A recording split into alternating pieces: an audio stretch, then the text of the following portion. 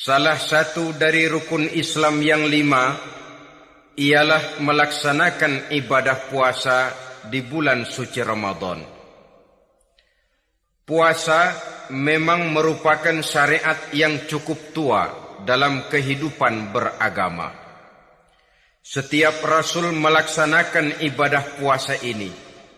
Hanya teknis pelaksanaannya saja yang berbeda sesuai dengan situasi dan kondisi yang dihadapi oleh para Rasul itu sendiri. Puasa yang dalam bahasa Arabnya disebut dengan as-saum, sama artinya dengan al-imsak, yaitu menahan diri dari sesuatu. Dalam pengertian syar'i, puasa ialah menahan diri dari segala yang membatalkan sejak fajar sampai terbenam matahari. Pada pertemuan kali ini, secara khusus kita akan membicarakan tentang puasa ini. Kita akan mulai dari yang pertama, puasa sunnah. Sebagaimana yang kita maklum, sunnah adalah satu perbuatan yang apabila kita kerjakan berpahala, tapi apabila kita tinggalkan tidak merupakan dosa. Hanya saja ia merupakan barometer dan ukuran daripada orang-orang yang cinta kepada sunnah itu sendiri. Ada banyak jenis puasa-puasa sunnah ini. Yang pertama, puasa sunnah di bulan Muharram.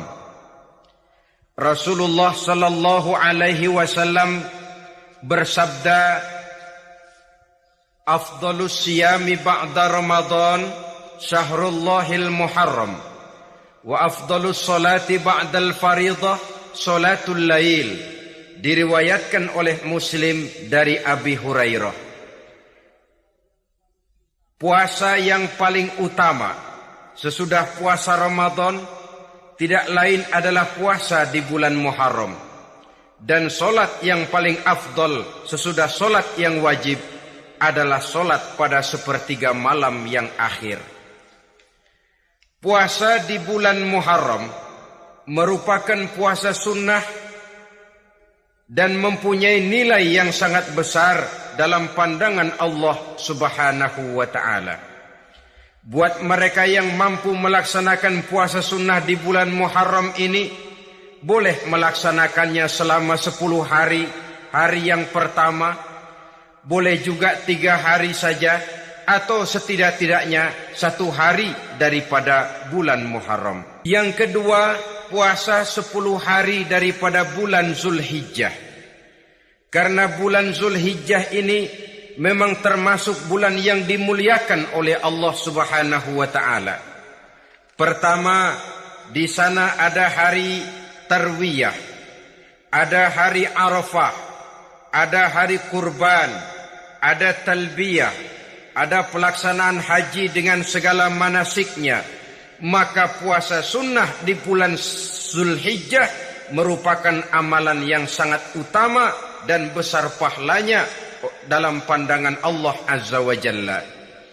Sebagian ulama menjelaskan, man shoma hazihil ayyam akramahullahu bi asyri asya'in. Siapa orang yang melaksanakan ibadah puasa sunnah pada hari-hari 10 di bulan Zulhijjah ini, Allah Subhanahu wa ta'ala akan memuliakannya dengan 10 macam perkara. Saudara, ini keuntungannya. Yang pertama, orang yang puasa di hari-hari 10 bulan Zulhijjah diberikan al-barakah fi umrihi, diberikan keberkahan pada umurnya. Setiap kita ingin memperoleh umur yang berkah. Umur yang berkah itu yang bagaimana? Apa yang jumlahnya panjang? Mungkin. Tetapi yang jelas, umur yang berkah ini adalah umur yang bisa dipertanggungjawabkan di hadapan Allah Subhanahu wa ta'ala. Artinya, umur yang diisi penuh dengan kebajikan, umur yang diisi dengan segala macam kegiatan ibadah, dan umur yang Dengan demikian, sungguh pun kita sudah mati, jasad terkubur dalam tanah, nama kita akan tetap hidup, dikenal orang oleh karena kebajikan yang kita kerjakan. Saya kira akan lebih merupakan azab ketimbang nikmat kalau orang diberikan umur panjang tapi hanya untuk menumpuk-numpuk dosa saja. Kan lebih baik mana? Umur pendek banyak pahala, umur panjang banyak dosa. Lebih baik mana? Saya yakin yang paling baik tentu umur panjang banyak pahala. Paling sial umur pendek dosa melulu. Sudah diberikan umur pendek, tidak seberapa, dosa berlipat ganda. Itu kalau orang kampung bilang tekor namanya. Rugi. Umur pendek hanya untuk menumpuk-numpuk dosa. Boleh jadi kalau umat-umat zaman dulu, saudara, mereka diberikan umur panjang. Nabi Adam, kita tahu Nabi Adam itu 2000 tahun umurnya. Nabi Nuh 950 tahun. Umatnya ya rata-rata segitu itu. Nah, kalau mereka misalnya punya umur 800 tahun, lalu 200 tahun mereka melakukan dosa, kan masih punya restan 600 tahun untuk taubat. Karena umurnya diberikan jatah panjang. Kita ini oleh Allah Subhanahu wa taala, umat Nabi Muhammad ini umurnya pendek-pendek. Kalau nyontoh Nabi 63 tahun saja. Kalau diberikan 70 tahun umur kita sekarang, itu sudah dapat jatah lebih 7 tahun. Alhamdulillah bahwa Allah memberikan saat-saat, waktu-waktu, tempat-tempat yang punya nilai istimewa, sehingga umur yang pendek ini bisa bernilai panjang. Nilai ibadahnya bisa bernilai pahala seperti umat yang berumur panjang dahulu itu. Karena itu, manfaatkan umur dengan baik, dan salah satu keberkahan daripada umur akan datang dengan melaksanakan ibadah puasa sunnah. Ini yang pertama. Yang kedua, az-ziyadatu fi malihi, diberikan tambahan hartanya. Menjadi orang kaya. Kaya apa? Kaya hati setidak-tidaknya. Karena dengan tekun dan rajin melaksanakan ibadah puasa, yang segera tertanam dalam jiwa seseorang, merasakan cukup di dalam kehidupan. Itulah dia orang yang paling kaya, orang yang hidupnya paling cukup. Kalau orang sudah merasa cukup dalam hidupnya, maka itulah dia orang yang kaya. Saudara-saudara kaum muslimin rahimakumullah, puasa sunnah memberikan tambahan harta, usahanya berkembang. Dengan demikian membawa keberkahan, hartanya makin bertambah, akan menunjang ibadahnya kepada Allah, lebih memantapkan dan membawa ketenangan dalam hidupnya.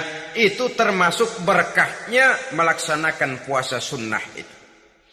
Yang ketiga, al-hifzu fi iyalihi, diberikan penjagaan, perlindungan terhadap keluarganya. Anaknya sehat, sanak famili dan handai tolannya terjaga dan terpelihara dari segala malapetaka, dari segala mara bahaya. Kesehatannya terjamin dan terpelihara. Itu sudah merupakan modal yang sangat besar di dalam kita mengarungi kehidupan. Sebab rasanya sulit untuk bahagia. Duit kita banyak sekali. Usaha kita selalu mendatangkan untung yang berlipat ganda. Tapi sebentar-sebentar anak kita sakit, yang ampek, yang korengan, yang kena musibah, ndak tak karu-karuan sakit, berobat sampai jutaan rupiah. Itu kan sudah tidak membawa kebahagiaan. Uang masuk yang begitu banyak jumlahnya, habis akhirnya untuk berobat saja. Sebenarnya hitung-hitung ya seri-seri juga. Usaha berhasil, duit banyak, habis untuk berobat. Lah sama juga saudara-saudara. Jadi dengan demikian, biar duit kita banyak, asal keluarga pada sehat saja, udah enak bener itu. Duit banyak, ekonomi cukup, keluarga sehat, nikmat rasanya menjalani kehidupan ini. Yang kiamat sudah duit kagak barang seperak, keluarga ampok semua. Kiamat sudah. Saudara hadirin yang saya hormati, jadi yang ketiga, Allah memberikan pemeliharaan terhadap keluarganya. Satu kali orang dipelihara Allah, tidak satu kekuatan pun yang bisa mencelakakan. Satu kali orang disengsarakan Allah, tidak satu tenaga pun yang mampu menyelamatkannya. Itulah sebabnya perlindungan Allah, pemeliharaan Allah terhadap diri dan keluarga sangat kita perlukan di dalam kehidupan ini. Dengan melaksanakan ibadah puasa, kita mendekatkan diri kepada Allah. Dengan dekat kepada Allah, maka Allah pun dekat kepada kita. Sehingga dalam hadis qudsi dikatakan, ta'arraf ilallahi firraha ya'rifka fisyiddah. Ingatlah kepada Allah di waktu kamu senang, agar Allah ingat kepada kamu di waktu kamu susah. Yang kita laksanakan kadang-kadang sebaliknya. Waktu susah kita ingat Allah, waktu senang kita lupa Allah. Akhirnya nanti pada waktu kita melarat, kebelangsak, susah dan sebagainya, pertolongan tidak akan datang kepada kita. Benar, ta'arraf ilallah firraha ya'rifka fisyiddah. Ingatlah kepada Allah di waktu kamu susah, ingatlah kepada Allah di waktu kamu senang, agar Allah ingat kepadamu di waktu kamu mendapat kesusahan. Umumnya watak manusia memang kalau sudah dapat susah, ingat kepada Allah. Waktu duduk, waktu berbaring, sambil tidur, dalam segala keadaan Allah disebutnya, Allah dimintakan pertolongannya. Tapi dikala dia berada pada posisi di atas angin, merasa senang, bahagia, Allah terlupakan. Saudara-saudara kaum muslimin, itu yang ketiga. Yang keempat, at-takfiru li sayyiatihi. Orang yang melaksanakan puasa sunnah itu diampuni segala dosa dan kesalahan yang telah dilakukannya. Dan yang kelima, at-tad'ifu li hasanatihi. Diberikan balasan yang berlipat ganda dari segala kebaikan yang dikerjakannya. 1 bisa berbalas 7, 7 bisa berbalas 10, 10 masih berbalas 100, masih ditambah dengan wallahu yudha'ifu liman yasha. Allah melipat gandakan pahala orang-orang yang dikehendakinya. Maka carilah satu kebaikan yang apabila kita kerjakan, dosa akan dihapus dan nilai pahalanya menjadi berlipat ganda. 1 kali kita bekerja, 2-3 pulau bisa kita raih dan kita jangkau. Yang keenam, orang yang melaksanakan puasa sunnah di bulan Zulhijjah, at-tashil li sakarati mautihi, diberikan kemudahan pada saat menghadapi sakaratul maut. Maut a mysterious problem. Dia adalah pintu yang setiap orang pasti akan memasukinya. Bahwa mati adalah mati, itu semua kita tahu. Tapi hakikat orang pada saat menghadapi mati itu kan berbeda-beda. Ada yang matinya itu gampang sekali. Persis orang tidur saja. Tidak nampak gelisah, tidak bikin susah yang hidup, tidak gelimpangan di tempat tidur. Persis seperti orang mau tidur saja. Ada yang sulit sekali menghadapi sakaratul maut. Gelimpangan di tempat tidur, bikin bingung orang yang nunggu. Kadang-kadang seperti kerbau digorok lehernya. Saudara-saudara, sulit menghadapi sakaratul maut. Oleh karena itu, Rasulullah sallallahu alaihi wasallam sering beliau itu kalau berdoa membaca Allahumma hawwin alayya fi sakaratil maut. Ya Allah, mudahkan saya di dalam menghadapi sakaratul maut. Rasulullah saja, saudara, orang yang ibadahnya paling banyak, orang yang hatinya paling bersih, orang yang akhlaknya paling luhur, masih berdoa semacam ini. mohon dimudahkan oleh Allah agar mudah menghadapi sakaratul maut. Apalagi kita. Terus terang kita ini paling-paling kelas mukhtalid. Bangsa ama pahala mau ama dosa doyan. Lebih perlu lagi menghadapi sakaratul maut. Sehingga apabila malaikat maut datang menjemput nyawa kita, dimudahkan, jangan dibikin sulit. Supaya mudah, jadilah orang baik-baik. Biasanya kalau bajingan yang mati, malaikat maut juga kali main-mainin dulu tuh orang. Kutak-katik, ditakut-takutin dan segala macam. Saudara hadirin yang saya hormati, maka menghadapi sakaratul maut ini merupakan kunci. Apakah seseorang bisa husnul khatimah atau bisa su'ul khatimah?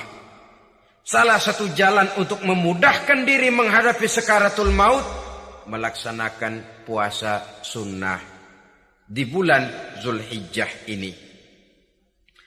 Yang ketujuh, ad-diya'u li zulumati qabrihi, diberikan terang di alam kuburnya. Kubur, saudara tahu, saudara tentu sering lihat orang dimasukkan ke liang lahat, ditutup dengan papan, dinding ari kata kita di kampung, lalu diuruk lagi dengan tanah. Dalamnya liang lahat, gelapnya liang lahat, gelapnya diuruk dengan tanah, gelapnya di dalam kubur, 3 gelap yang menjadi satu, bapak moyangnya gelap.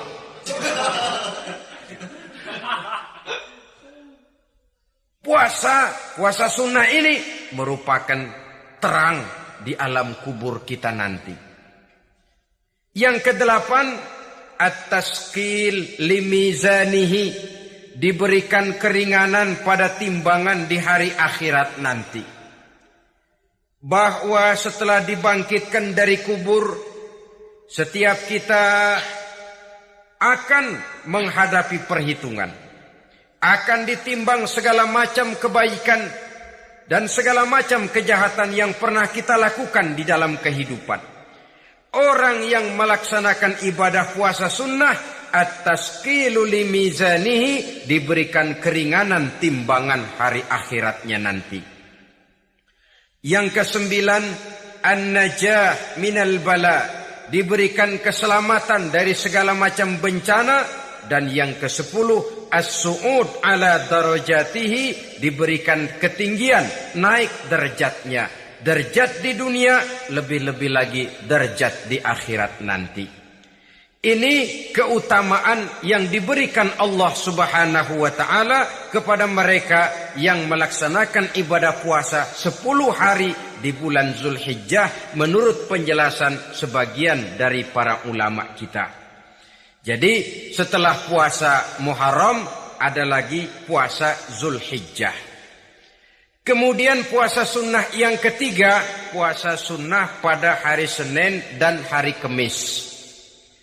Apa sumber hukumnya? Diriwayatkan oleh Imam Muslim dari Abi Qatadah. Rasulullah sallallahu alaihi wasallam ditanya tentang puasa pada hari Senin. Kenapa Rasul melakukan itu? Beliau menjawab, zalika yaumu wulidtu fihi wa yaumu bu'istu au unzila alayya fihi. Hari Senin itu adalah hari di mana aku dilahirkan dan hari di mana aku dibangkitkan. Wahyu pertama turun kepadaku pun pada hari itu. Maka sunnah melaksanakan puasa pada hari itu. Adapun hari Kamis, ada hadis yang diriwayatkan oleh Imam Turmuzi dari Abi Hurairah, Nabi bersabda, tu'radul a'malu yaumul isnaini wal khamisi, fa uhibbu an yu'radu amali wa ana sha'im. Diangkat, disetor amal setiap manusia pada hari Senin dan pada hari Kamis.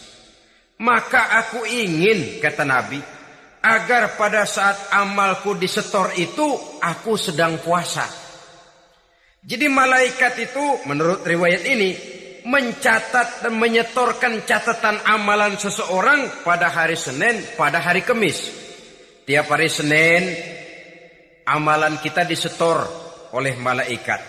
Catatan terakhir tentu yang sedang kita kerjakan. Sehingga yang masuk daftar, saya tinggalkan orang ini, dia sedang puasa. Karena naik catatan amalnya pada hari Senin. Kamis diangkat lagi, catatan paling akhir, saya tinggalkan orang ini, dia sedang puasa. Itu makna fa uhibbu ayyurada amali wa ana shaim. Aku senang kalau pada saat amalku disetor, catatan paling akhir aku lagi puasa. Satu keistimewaan. Alangkah celaka tiap amalan disetor kita sedang berbuat jahat. Senin, Kemis, teler, mabok, judi. Tiap amalan disetor catatan akhirnya saya tinggalkan si fulan lagi teler. Laporan Senin. Kemis laporan lagi. Saya tinggalkan si fulan lagi mirit kartu. Saudara hadirin yang saya muliakan, alangkah jeleknya catatan kita. Oleh karena itu sunnah puasa pada hari Senin dan hari Kemis. Ini amalan sunnah saudara-saudara. Dan oleh karena ini amalan sunnah, sebagian ulama memberikan penjelasan, walaupun lupa niat, kalau sudah malam itu lupa niat, boleh niatnya sudah siang puasa sunnah ini. Dengan catatan dari pagi belum makan apa-apa. Malam saudara lupa. Tahu-tahu ingat ini hari Senin, ini hari Senin. Dah jam 10, niatlah jam 10 itu. Sah puasanya asal dari pagi belum makan apa-apa. Tapi kalau sudah dapat 2 piring baru niat, jam 10 itu lain, ngojek namanya.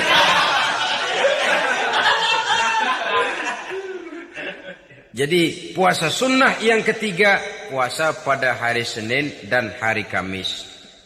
Yang keempat, puasa jenis sunnah yang keempat, puasa 6 hari di bulan Syawal. Diriwayatkan oleh Imam Muslim dari Abi Ayyub bahwa Nabi bersabda, "Man shoma Ramadhana summa atba'ahu sittan min Syawal, kana kasyamid dahri."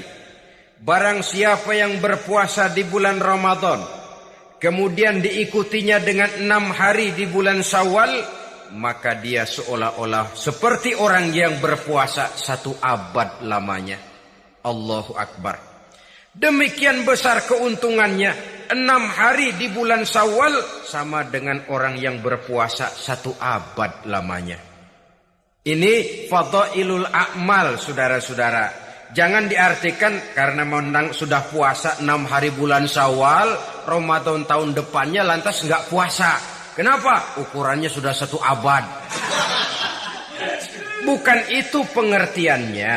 Ini mendorong orang memberikan ganjaran pahala yang sedemikian besar. 6 hari setelah Ramadan, artinya di bulan Syawal. Tidak pada hari pertama Syawal karena haram hukumnya berpuasa pada hari fitri itu. 6 hari di bulan Syawal. Tinggal lihat yang mampunya saja. Boleh berurutan, boleh tidak berselang-seling, boleh. Asal saja jumlahnya 6 hari selama masih bulan Syawal itu. Hari ini 3 hari lagi, 4 hari lagi diselang-seling. Atau berurutan, itu juga lebih baik. Puasa sunnah 6 hari daripada bulan Syawal. Kemudian yang kelima, puasa sunnah 3 hari pada setiap bulan. 3 hari pada setiap bulan. Diriwayatkan oleh Imam Bukhari dan Muslim dari Abi Hurairah. Abi Hurairah bercerita, "Ausani khalili sallallahu alaihi wasallam bisalasin." Kekasih saya Rasulullah berwasiat kepada saya, memesankan benar-benar kepada saya untuk melaksanakan 3 amalan yang terpuji. Pertama, siyamu salasati ayyamin min kulli syahrin. Puasa 3 hari dalam setiap bulan. Ini wasiat yang pertama. 3 hari pada setiap bulan. Tidak peduli bulan apa saja. Dalam artian ya bulan menurut perhitungan Islam ya. Muharram, Safar, Rabiul Awal, Rabiul Tsani, Jumadal Ula, Jumadil Akhir, Rajab, Sya'ban, Ramadan, Syawal, Zulqa'dah, Zulhijjah dan selanjutnya. 3 hari pada setiap bulan. Tanggalnya tanggal berapa saja, lebih utama pada yang disebut Yaumul Bid, yaitu hari-hari di mana bulan menunjukkan purnama. Tanggal 13, tanggal 14 dan tanggal 15 pada setiap bulannya itu disunahkan melaksanakan puasa. Itu wasiat pertama, puasa 3 hari pada setiap bulan. Wasiat yang kedua, waraqatai duha, melaksanakan sholat duha sekurang-kurangnya 2 rakaat. Itu wasiat yang dipesankan benar kepada saya, kata Abi Hurairah. Pertama, puasa 3 hari pada setiap bulan. Yang kedua, usahakan jangan meninggalkan 2 rakaat minimal daripada sembahyang duha. Kita tahu sembahyang duha itu sembahyang sunnah di waktu pagi seketika matahari naik sepenggalahan. Sekurang-kurangnya 2 rakaat, sebanyak-banyaknya 8 rakaat. Di antara fadilah atau keutamaan daripada sholat duha ini yaitu menyangkut masalah rezeki dan usaha. Kemudian wasiat yang ketiga, wa an utira qabla an anama. Beliau sangat berwasiat kepada saya untuk sholat witir sebelum tidur. Artinya sholat malam sebagai amalan sunnah di dalam kehidupan kita. Jadi saudara-saudara, dalam hidup ini kita akan selalu berbentur dengan keperluan. Kalau pada satu saat kita sudah sampai kepada tahap berpikir ini keperluan saya, tentu hal-hal semacam ini akan kita kerjakan. Kita belum tergerak melaksanakan ini semua oleh karena barangkali kita merasa belum memerlukannya. Karena itu, marilah kita berusaha di samping melaksanakan puasa yang wajib, juga melaksanakan puasa yang sunnah di dalam kehidupan kita. Ini jenis puasa-puasa yang sunnah. Kemudian yang kedua, ada macam puasa yang disebut puasa nazar. Hukum pelaksanaannya wajib apabila nazarnya sudah terwujud. Puasa nazar, puasa yang dikaitkan dengan suatu persoalan. Umpamanya, kalau saya lulus ujian, saya akan puasa 1 minggu lamanya. Begitu ujiannya ternyata lulus, dia wajib bayar nazarnya. Puasa 7 hari, tidak lagi sunnah, tapi wajib karena dia nazarkan. Asal saja tidak sah nazar kepada yang makruh, apalagi kepada yang haram. Umpamanya, nazar kalau tembus 6 nomor mau puasa 3 hari. Itu nazar semacam itu bukan saja tidak sah, tapi haram hukumnya. Tidak boleh nazar kepada yang makruh, apalagi kepada yang haram. Jadi apabila maksud yang sudah kita niatkan tercapai, wajiblah nazar itu dibayar, yaitu kalau nazarnya sunnah, melaksanakan ibadah puasa. Saudara-saudara kaum muslimin rahimakumullah. Jenis puasa yang ketiga kita kenal dengan puasa wajib. Dan ini kita laksanakan pada bulan suci Ramadan. Tentang teknis pelaksanaan ibadah puasa di bulan Ramadan sudah pernah saya bicarakan pada pertemuan tentang Ramadan dan Idul Fitri. Pada kesempatan ini saya hanya ingin mengajak bahwa di dalam melaksanakan ibadah puasa Ramadan ini, marilah kita mengadakan evaluasi. Kenapa demikian? Barangkali secara jujur, walaupun agak berat, saya masih harus berkata, masih banyak di antara kita umat Islam yang di dalam melaksanakan suatu ibadah terjebak dalam rutinitas ritual. Apa itu rutinitas ritual? Itu bahasa susah. Berhubung saya tidak ingin bicara yang susah-susah, kita bicara yang mudah-mudah saja. Maksud saya, banyak di antara kita umat Islam yang di dalam melaksanakan suatu ibadah itu hanya dengan prinsip asal sekadar gugur kewajiban saja. Akibatnya, sampai sejauh mana ibadah itu berhasil membentuk kepribadian diri kita, kita jarang mengadakan evaluasi dan penilaian. Solat yang penting gugur kewajiban. Puasa yang penting sudah gugur kewajiban. Haji yang penting sudah gugur kewajiban. Maka jangan heran kalau itu yang jadi prinsip, ibadah lantas tidak punya dampak dalam membentuk kepribadian diri. Banyak orang yang rajin sholat tapi munkarnya jalan terus. Sampai kadang-kadang kita bingung, yang sembahyang dia, yang nyolong dia. Puasanya kelihatannya tekun tapi tidak punya kepekaan sosial. Sama yatim piatu bersifat masa bodoh, sama fakir miskin malah gemes. Tidak lantas tumbuh kepekaan sosial walaupun dia sudah ikut merasakan tidak enaknya lapar dan haus. Ada juga yang sudah haji 4-5 kali mondar-mandir Jakarta Mekah, tapi gaya hidupnya tetap seperti katak di kolong tempurung, picik, sempit pandangan, dangkal hati, tidak terbuka walaupun sudah melihat Islam dalam skala internasional. Yang dia lihat, yang dia saksikan, yang dia pandang tidak sanggup menggugah dan mengubah jiwanya, tidak bisa mewarnai pandangan hidupnya. Inilah akibatnya kalau ibadah hanya dikerjakan dengan prinsip asal sekadar gugur kewajiban. Hasilnya yaitu tadi, hajinya cuma menang topi putih sama serban. Solatnya cuma prinsip asal gugur kewajiban. Begitu juga puasanya, begitu juga zakatnya dan ibadah-ibadah lainnya. Bukan tanpa satu maksud. Jikalau Allah Subhanahu wa taala memerintahkan kita melaksanakan ibadah puasa di bulan suci Ramadan, bahkan maksud itu sangat jelas nampak pada penghujung ayat yang memerintahkan kita puasa. Ya ayyuhalladzina amanu kutiba alaikumus syiyam kama kutiba alal ladzina min qablikum la'allakum tattaqun.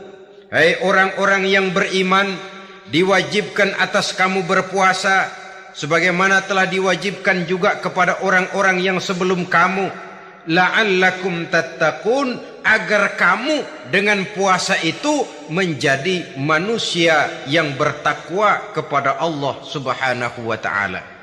Dengan kata lain, berhasil atau tidak puasa Ramadan kita ini akan nampak takwa kita meningkat atau tidak setelah kita melaksanakan ibadah puasa.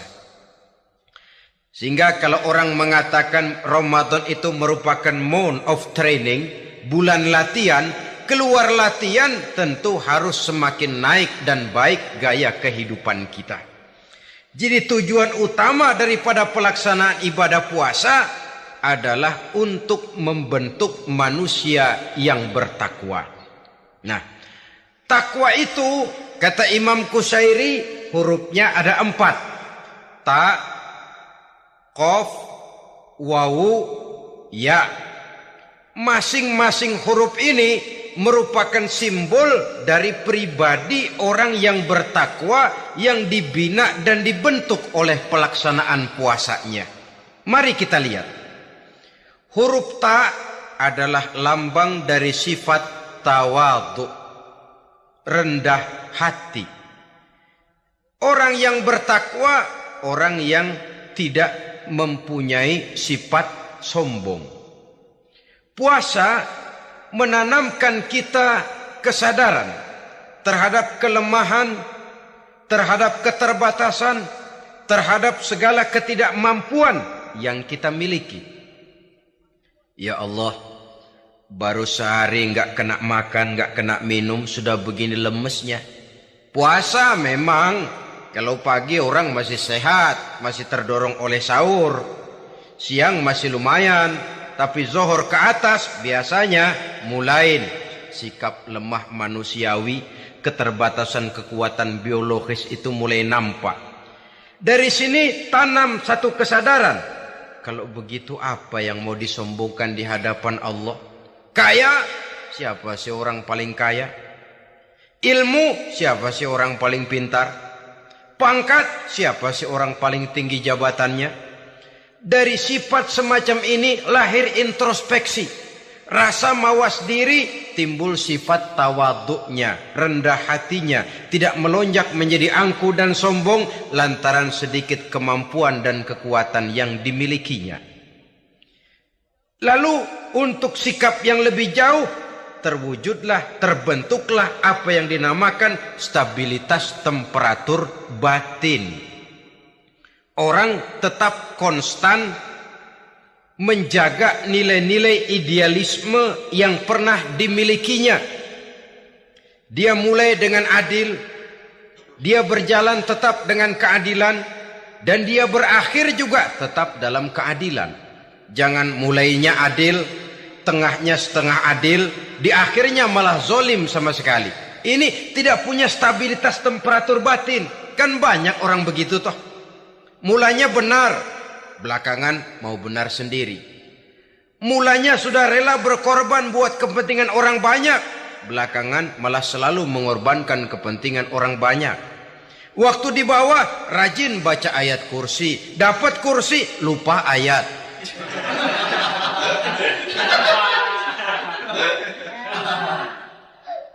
Ini cerminan dari orang yang tidak punya stabilitas temperatur batin.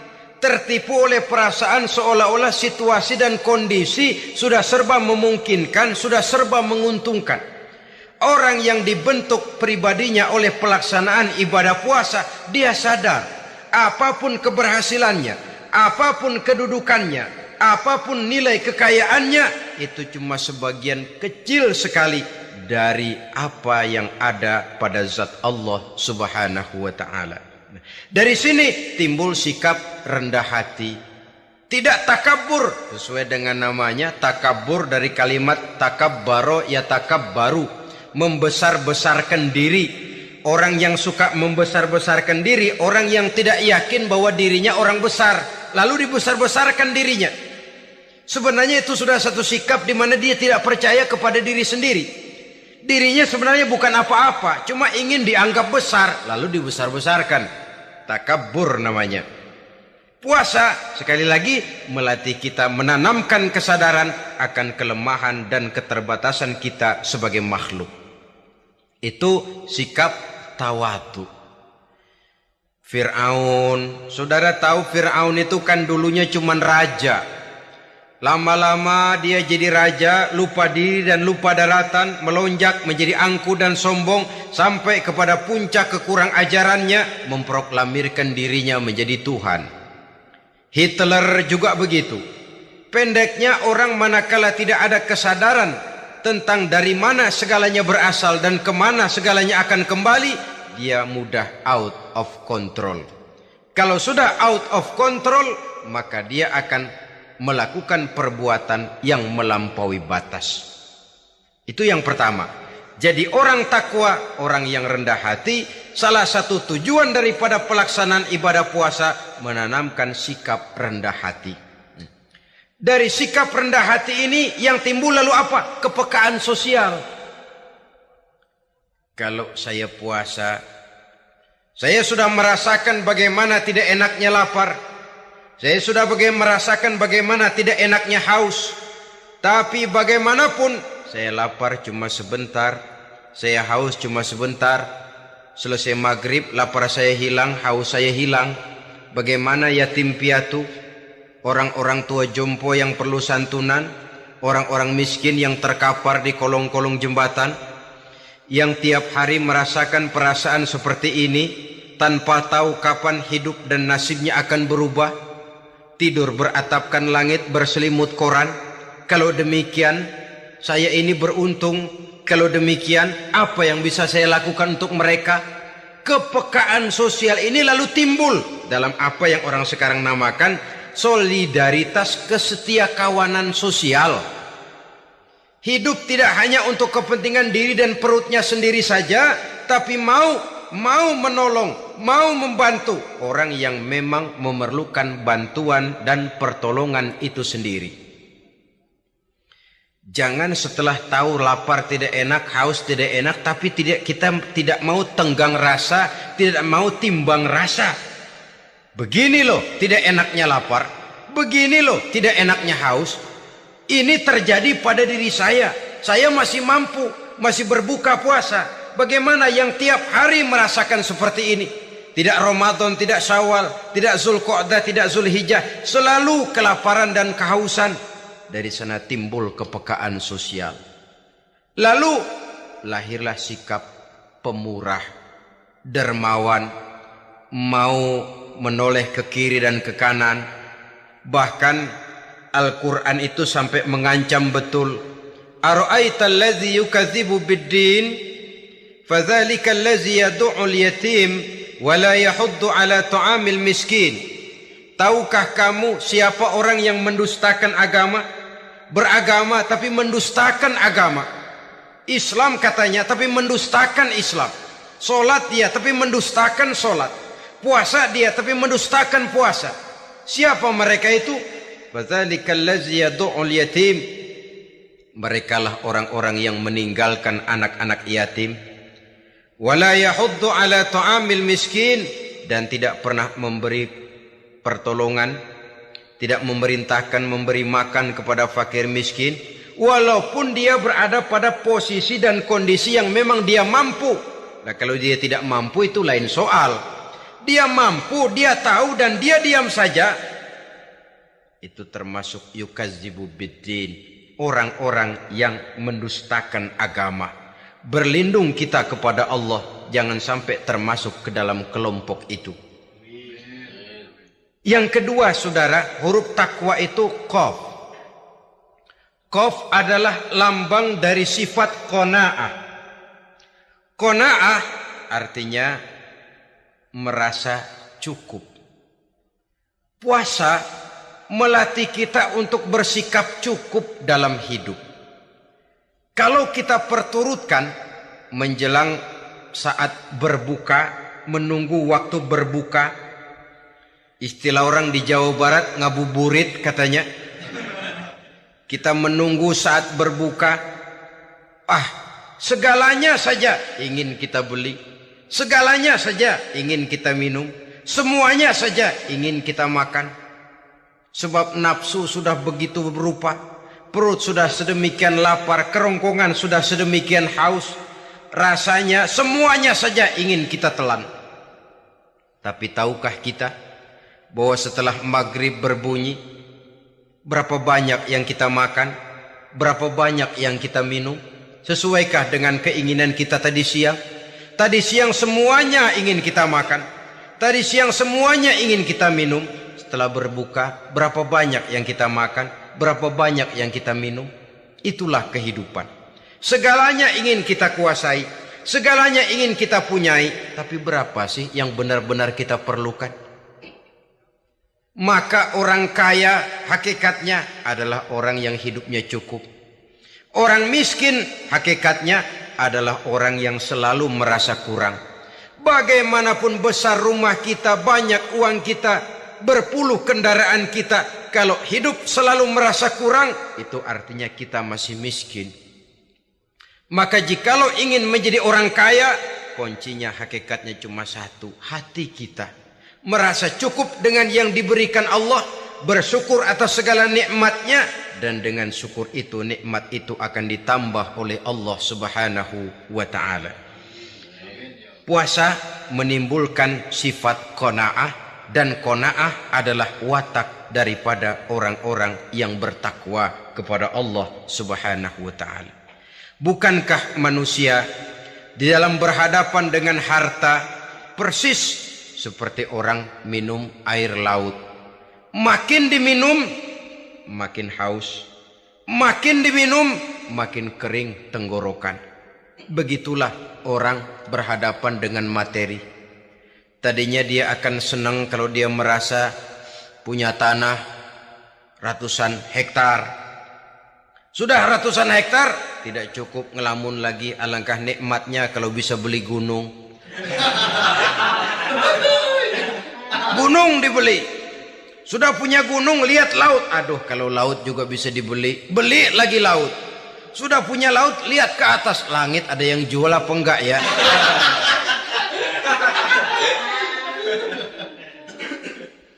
Seperti orang berhadapan dengan air laut yang makin diminum makin membuat kita haus dan makin kering tenggorokan ini.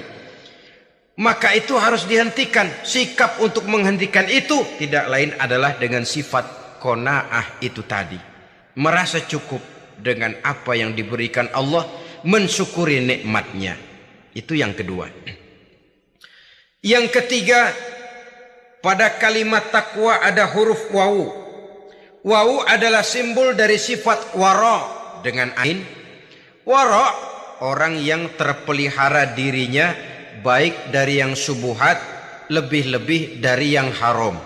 Syubhat, saudara tahu, barang yang remeng-remeng.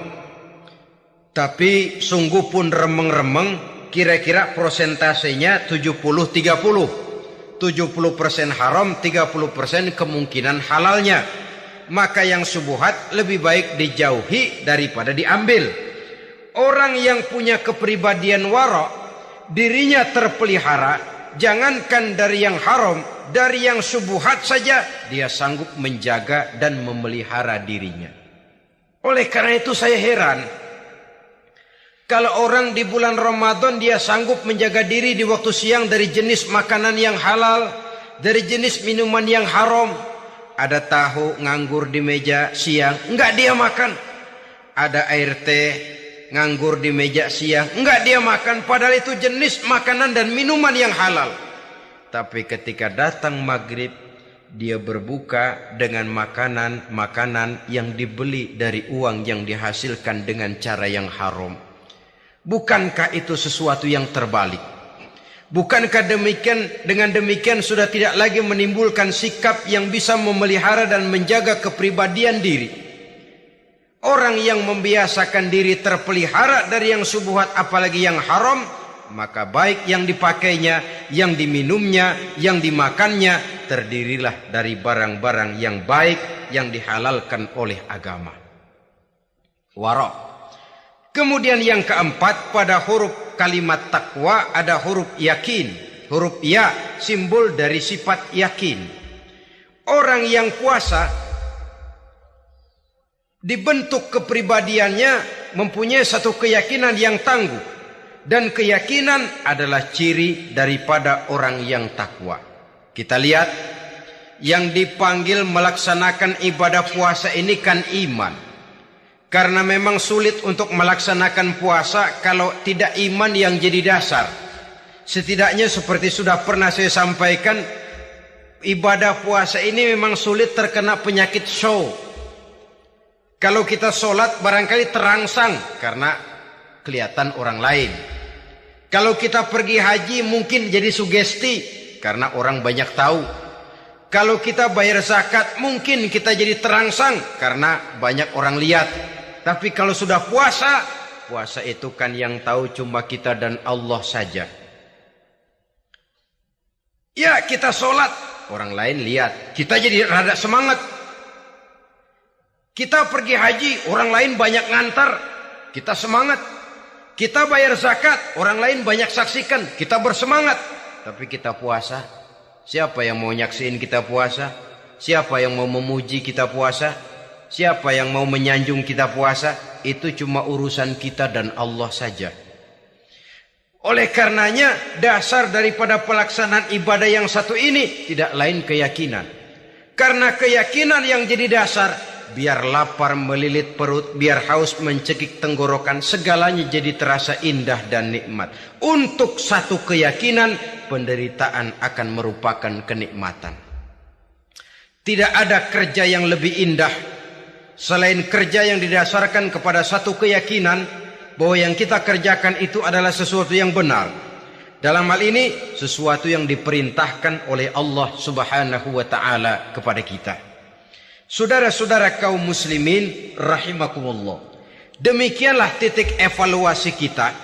Jangan berpuasa hanya dengan prinsip asal sekadar menggugurkan kewajiban saja, yang akan berakibat Ramadan tahun ini berakhir begitu, Ramadan tahun depan berakhir begitu, dan dari tahun ke tahun kita hanya terjebak menjalani rutinitas ritualnya saja.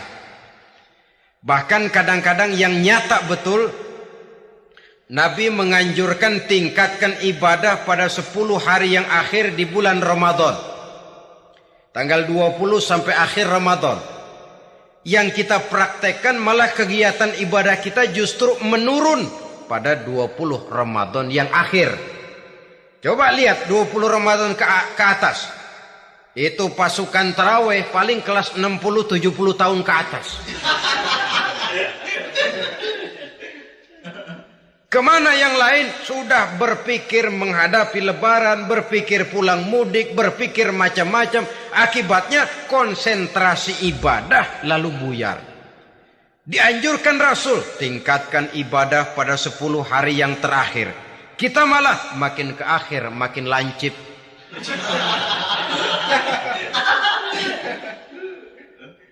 Saudara-saudara kaum muslimin rahimakumullah.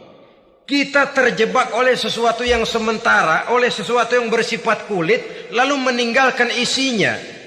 Padahal jikalau kita tidak mengisi Ramadan dengan kegiatan ibadah, berarti kita tidak keluar dari Ramadan dengan jiwa yang baru, yang sudah ditempa oleh pengalaman ibadah di bulan Ramadan. Artinya kita tidak kembali kepada fitrah, kesucian seperti saat kita dilahirkan. Lalu kalau kita tidak kembali kepada fitrah, apa yang mau kita rayakan pada Idul Fitri itu? Di mana letak kegembiraan kita? Di mana letak kebahagiaan hati? Kembalikah kita kepada fitrah? Tidak. Benarkah puasa yang kita kerjakan? Kelihatannya juga tidak. Adakah dampak dari pelaksanaan ibadah dalam pribadi kita? Tidak. Kadang-kadang Ramadan selesai malah teriak, merdeka.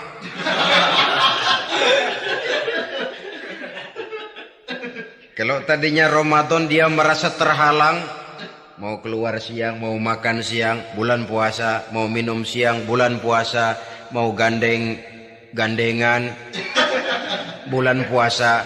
Ramadan selesai, kibarin bendera, teriak merdeka. Lalu kembali merajalela. Saudara-saudara, dampaknya tidak akan kelihatan. Padahal puasa yang baik, la'allakum tattaqun, membentuk manusia yang bertakwa kepada Allah Azza wa Jalla. Nah, sekarang apa kemudahan dan keistimewaan yang akan diberikan Allah kepada mereka yang sampai kepada tingkat takwa ini? Al-Quran menjelaskan, pertama, wa may yattaqillaha yaj'al lahu makhraja. Barang siapa yang bertakwa kepada Allah Subhanahu wa taala, maka dia akan diberikan makhraja. Makhraja itu jalan keluar dari segala macam kesulitan. Jalan keluarnya ada saja. Menurut ukuran kemampuan dia tidak mungkin, mustahil, tidak bisa. Mana mungkin, tapi pada waktunya ada saja jalan keluarnya. Termasuk jenis yang yaj'al lahu makhraja. Orang yang bertakwa kepada Allah selalu diberikan jalan keluar dari segala kesulitan yang dihadapinya.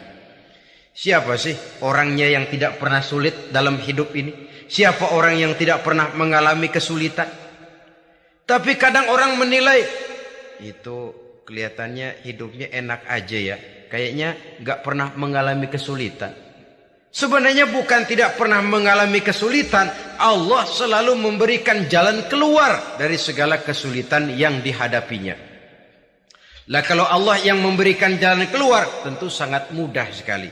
Orang yang bertakwa diberikan jalan keluar dari segala macam kesulitan. Satu. Yang kedua, wa yarzuqhu min haitsu la yahtasib. Dia akan diberikan rezeki oleh Allah dengan jalan yang tidak disangka-sangka. Rezekinya datang dengan cara yang tidak disangka-sangka. Gajinya mungkin kecil, tapi penghasilannya gede. Kan itu yang penting.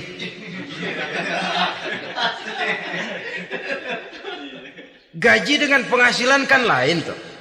Boleh jadi gaji kecil, asal penghasilan gede, kan nikmat hidup itu. Nah, penghasilan ini ada yang bisa kita perkirakan. Bisa kita perkirakan. Misalnya gaji itu tadi. Kalau saya kerja, gaji saya begini. Ada rezeki yang masuk jenis min haitsu la yahtasib. Tidak kita sangka-sangka. Tidak kita duga-duga. Tahu-tahu ada saja rezeki. Datang orang, bawa persoalan yang mendatangkan hasil. Sebab rezeki, jodoh, maut memang seperti bayangan. Kita uber-uber dia lari, kita diem dia diem. Kan gemesin itu. Bayang-bayang itu begitu, kita kejar dia lari. Rezeki juga begitu. Kita diem, dia diem. Setengah mati yang namanya rezeki kita cari, kita uber, ngobek sampai ratusan bohong kita kerjain.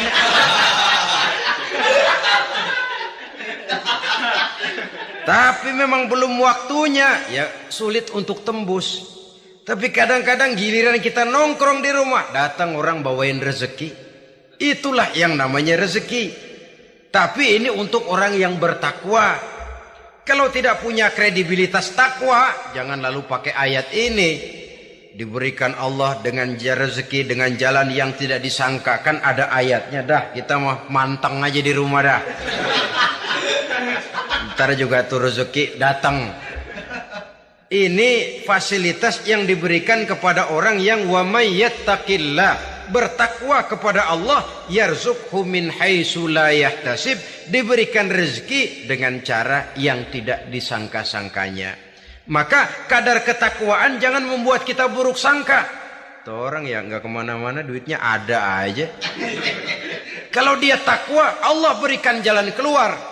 Jangan lantas ngelihat kiai orangnya ahli ibadah, ilmunya tinggi, akhlaknya luar biasa, takwanya tinggi, rezekinya lancar, lalu husnuzon nih kiai nggak kemana-mana, duitnya banyak, miara tuyul kali ini. Itu termasuk jaminan Allah yang masuk kategori min haitsu la yahtasib. Yang ketiga, yaj'al lahu min amrihi yusra, dimudahkan segala urusannya. Dimudahkan segala urusannya. Kemudian yang keempat, yukaffir anhu sayyiatihi wa yu'azzim lahu ajra, diampuni segala kesalahannya dan dibesarkan pahala kebaikan yang dikerjakannya. Maka mudah-mudahan puasa yang kita kerjakan mengantarkan kita kepada ketakwaan kepada Allah, dan takwa membuka janji Allah kepada kita di dalam kehidupan ini.